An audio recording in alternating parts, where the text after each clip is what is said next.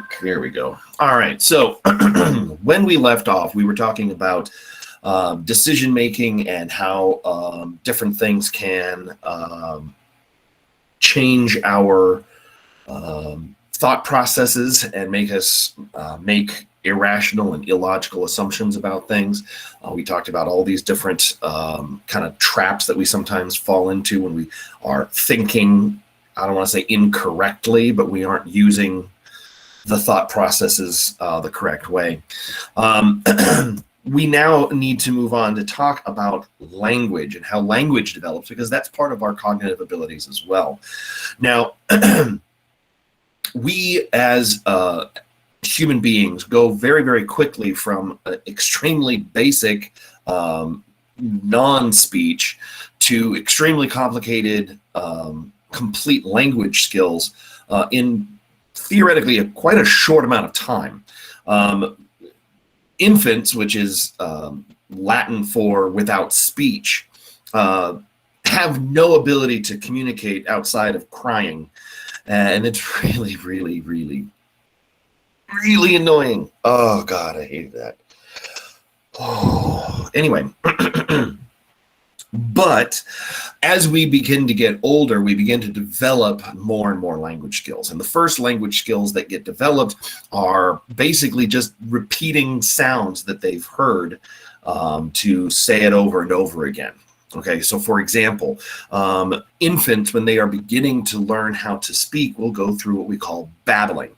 Now, this is where they are trying to mimic the sounds that the adults around them that are speaking to them are saying. So whatever language you happen to be speaking, whether it be Mongolian or Italian or English or Japanese,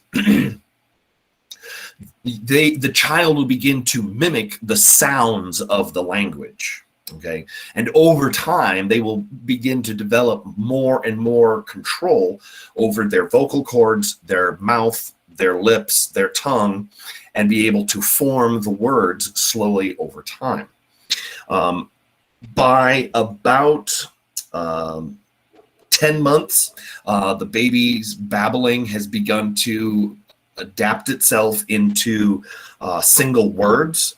Okay.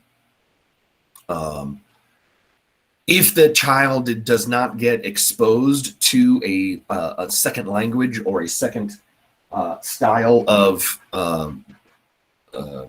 syllables and sounds, the child will lose the ability to make those sounds as naturally and as easily as they were the language of their parents. Okay. By about a year, by about their first birthday, babies have developed the ability to say single words. By about 18 months, they are starting to learn more and more words. So about by a year and a half, they're learning about a word a week. And then it starts to pick up the pace. Sorry, the cat exploded out of here like I was chasing after her. She's got a case of the zoomies. Anyway, they start exploding their vocabulary, and instead of taking an entire week to learn a word, now it's down to a single day, and then eventually they can learn multiple words in a day. And their one-word speech patterns become two-word speech patterns, become telegraphic speech. Now, telegraphic speech is basically just "Mom, move car." Okay, it's not complete, but it's a thought. Okay. So that's what usually is taking place. Okay. Over time, the rules of grammar to clarify speech begins to be more and more understanding. Sadie, you okay? Are the bats chasing you again? Or are they just banging around trying to get out of your head? Stupid cat. We'll talk about that in just a second. Anyway, now, most human languages have similar grammar rules. Okay, we all have kind of nouns and verbs and things like that. How we put them into order is a little bit different from language to language, but they all contain roughly the same thing. Good God.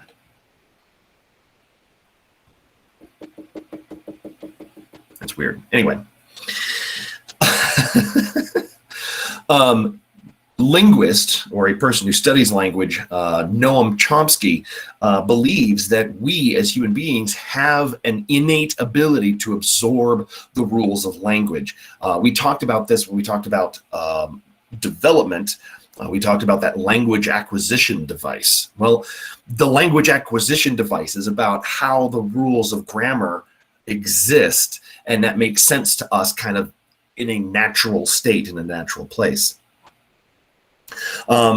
We are not born with the ability to learn only one language. However, we can learn literally any language at a very early age. Typically, by about the age of 7, the number of or the amount of language that can be learned begins to diminish. For example, I grew up in Seattle, which is not known for being particularly ethnically diverse. It's a lot better than it used to be, but it's still not very good. But the high school that I went to, you're not going to hear other people speaking other languages unless, of course, they're practicing for their foreign language class, which, you know, why would you? Who cares? But basically, that it was. I didn't learn a second language until I started getting into high school. I took 2 years of German in high school and then 2 more years of German in college. And I can safely say, I don't know how to speak German. Okay. I can say basic things like I will wash my rats and I would like to rent a car, but I don't know how to hold a conversation. And a lot of that comes down to the fact that I was exposed to a second language so very late. Okay. After about 7 years, it becomes increasingly difficult to learn a second language. My daughter, on the other hand, has been exposed to lots and lots of different language, and I want to make sure that she's continuously exposed to different languages. German, Swedish, Farsi, English, French, Spanish, Chinese, for all I care. But I want her to be able to be exposed to that so that she can too learn a second language at some point in her life a lot easier than it was for me. All right. We also often think of things in terms of images instead of words. Mental practice has become a more and more accepted part of training for many athletes. The University of Tennessee women's basketball team was studying their ability to shoot free throws. And after a physical practice, the team shot about 52%. But after a mental practice where they're simply walking themselves through the process in their mind of shooting free throws, their free throw average went to 63%. So a mental practice is where you're not imagining the end result. I'm going to be a superstar. It's how am I going to get the ball in the hoop? Okay. Once you've learned a skill, walking through the process in your mind using mental imagery, not words, will help you to become even better at what you're doing. Okay, but again, it has to be about how to get to where you're going, not the end result. Okay, so this is also something that you can see in the movie Cool Runnings, which if you have Disney Plus, you can watch that. It's a story about the Jamaican bobsled team. At least I think it's on Disney Plus. Pretty sure. Anyway, it doesn't matter. It's about a Jamaican bobsled team, and in the movie, they are trying to have practice, but they're not allowed to go out onto the bobsled run as often as they would like to. And so what they do is they practice in the bathtub, and they are holding a mental practice. They're going through each one of the turns so that they can get synchronized. Okay, that would be a mental practice, and that helped them to. Well, they lost. Spoiler alert. But they tried. And that's the most important thing of all. Actually, it's not. Winning is really important, which is why practice and hard work goes into that. So, yeah. It's a good movie. It's funny, especially if you are into winter sports, which hard pass. Anyway.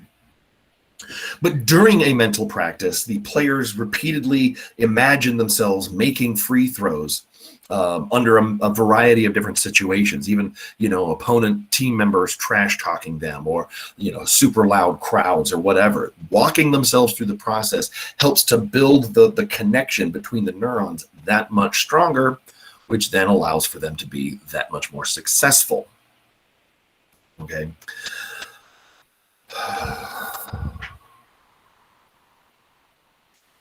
I feel like I'm forgetting something, but I can't remember what. So we'll just move on.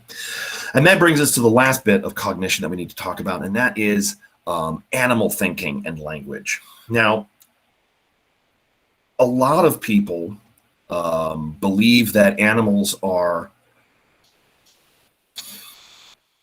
how do I put this? A lot of people don't give animals enough credit for the intelligence that they do have. That having been said, they're also not doing the complicated thinking that we are. And a lot of that comes down to the sheer size and the amount of neurons that we have inside our heads in comparison to this gray parrot. Okay. But we do need to give credit to the animals where they are doing things that a lot of people don't think are possible. For example, pigeons are able to sort objects into categories or concepts.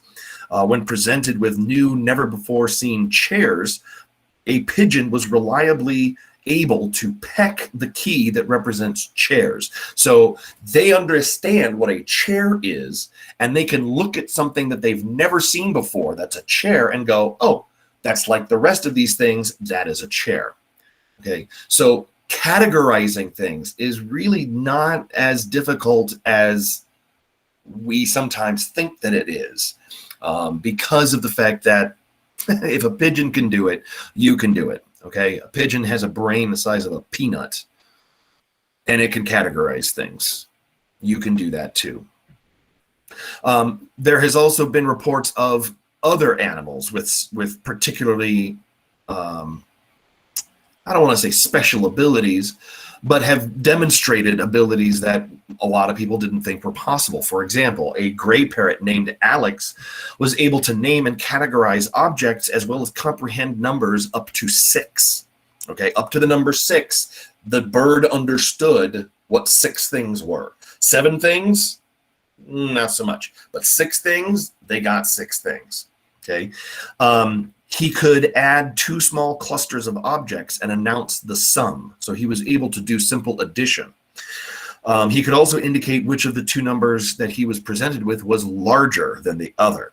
Okay, so all of these things are, super basic mathematical abilities, but of course they're not doing algebra. Okay, so before you start going, well, I'm going to be replaced by a bird, you're probably not going to be replaced by a bird. You're probably going to be perfectly fine being the human being that you are. So don't worry about being replaced by another bird. Animals are also capable of producing insight. For example, an experiment was done on chimpanzees.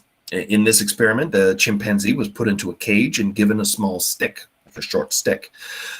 Just outside of the range of the short stick was a piece of fruit. Okay, the chimp wanted that fruit, but couldn't reach it with the short stick. What they could reach with the short stick was a longer stick. Okay, when they reached out for the longer stick, they could then use it to get to the fruit. But that takes a thought process. And what they found was that the chimp, after struggling to get the fruit after a while, was able to put 2 and 2 together and go, oh, if I use this to get the long stick, I can reach it with the long stick. And the chimp was capable of that moment of, oh, I get it. The one that we talked about on Thursday. Okay. Chimpanzees also use tools. Okay, so tool use is not something that is unique to humankind. In fact, it's something that many animals use. There are species of fish that use tools to open up, shells and things like that. Okay, but in the wild, chimpanzees are able to use tools. For example, one of the things that they like to eat are termites. Okay, and how do they get the termites? They stick a stick or a reed or something down into the termite mound, and then wiggle it around a little bit, and then pull it out, and they are a bunch of termites on it, and they can eat them off of there. They also use rocks or logs to open up nuts to be able to get to the inside of those. We also see the development of particular chimp culture. Now, culture is something that we think of as like, oh, they're producing artwork and they're listening to music. No, that's not exactly what culture is. That's a part of culture. But culture is a way of doing things that gets passed on from parent to child and child onto their children. Okay, it's something that gets passed along. It's a way of doing things. And the culture that we actually see develop on one side of the river, the chimps put the stick into the termite mound, and when they pull it out, they eat the termites right off the stick. On the other side of the river, so they don't have communication with one another, they stick the stick into the termite mound, pull it out, and pull the termites off the stick one by one. Okay? Two different ways of doing the same thing. Same thing with opening up the nuts. On one side, they're using rocks. On the other side, they're using logs. Because on one side, rocks are more plentiful, and the other side, logs are more plentiful. Okay, it's a difference in culture because it gets passed on to their offspring each generation. We also can see the ability to comprehend language inside animals, and right now we're getting closer and closer and closer to being able to understand the sounds that the animals are out there making. One thing that we found back in the 1960s is that we were able to teach sign language to a gorilla. Okay, the vocabulary was extremely limited. Basically, they had about the same vocabulary as a 2-year-old, so they had a very small vocabulary, and they weren't able to easily soak up language like human children were, but they were able to very slowly and at great difficulty expand their vocabulary to be able to understand things. And then what we found is that gorilla then passed on the sign language to their child. So they were communicating using sign language, not only between each other, but between the zookeeper or the zoologist and the animal as well. I've also remember reading articles somewhat recently that were almost to the point where we're able to translate what dolphins are squeaking about underneath the ocean. Okay, if that is going to become a possible thing in the near future, that is going to be a huge change. Interspecies communication, that is going to be absolutely enormous, and it's going to be a huge leap forward in not only cognitive science, but also zoology, ecology, all sorts of different ologies. This also can backfire. Okay, there is and there was an experiment that was done where a parent wanted to, have a chimp hanging around their child when they were both growing up, and the child started picking up the grunts and chirps and sounds that the chimp was making instead of language, and so they had to stop the experiment and allow the child to be able to develop language abilities and skills. So all of these things are a part of our cognition, and ultimately all of the different stuff that's going on inside of our heads is what differentiates us. And like I said, a lot of it comes down to the fact that we've got way more neural capacity than these other animals, okay? Dogs, cats, birds, all these different creatures, their brains are very, very small in comparison to their size.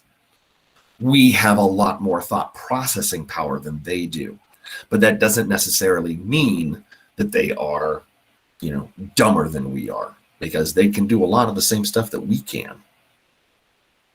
All right. So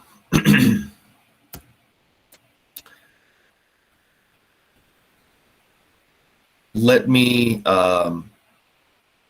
wrap all of this stuff up by asking, are there any questions about cognition that I might be able to answer for you right now? Because I'm going to give you kind of a little, I don't want to say a review, but a little review sheet for you. And then Wednesday, we're going to go through our review. And then Thursday is going to be our Unit 7 test. So be prepared for that. So if you have any questions.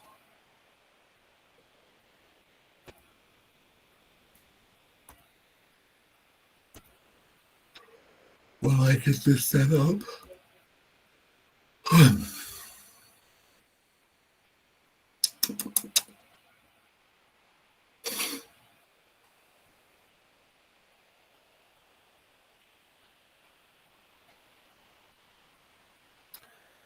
All right.